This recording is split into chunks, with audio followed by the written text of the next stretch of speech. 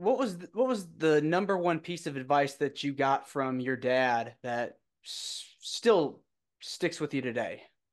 Well, he said before when I had told him I want to go into wrestling, he said, "Well, what makes you think you can do it? You're too small, and you're going to get compared to me, and it's going to be hard on you." And the best advice he ever gave me says, "Here's what you have to do: be yourself. Don't try to be anybody that you're not." And he told everybody in the camp that, there's a real personality inside of you, and that's what you have to let out. And don't listen to people when they tell you you're too small, you can't do this, you can't do that.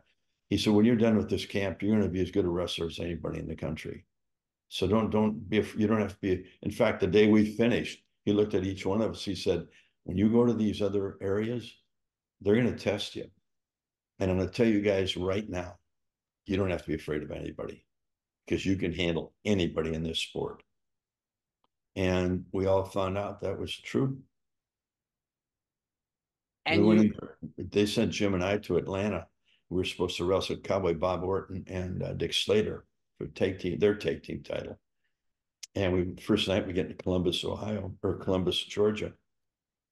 And it's, God, what was his name?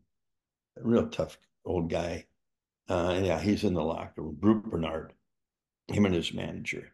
So I went over and I introduced myself to him. And he said, your father's a something sucker. You can fill in the blank. And I said, well, I'm sure he thinks the same thing about you. And I said, now, are you and I going to have a problem? And he got up and walked in the other locker room. So I grabbed Jim. I said, come on, let's follow. We walked in. He's sitting there. He said, what are you doing? I said, I'm sitting right down next to you. I want to know, you and I have a problem. Because we can settle it right here in the locker room. He says, no, I don't have a problem. But they respected anybody that came out of Burns camp. They were actually a little leery of you because we could all handle ourselves. I mean, our last hour of wrestling was an hour of submission wrestling, submission holds. I mean, we knew how to take care of ourselves.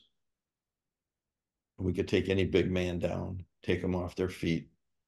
And I remember one night we had the Road Warriors, and I had big laryngitis down, animal, in the figure four leg lock.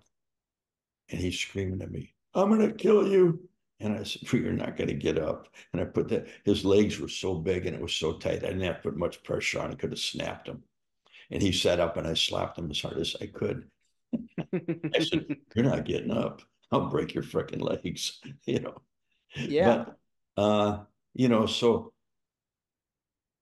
after that, you could have we had pretty good matches with them because they respected us and we respected them and their power. Yeah, I mean, sometimes you just have to Got to do what you have to do. do what you have to do to get to where you need to go.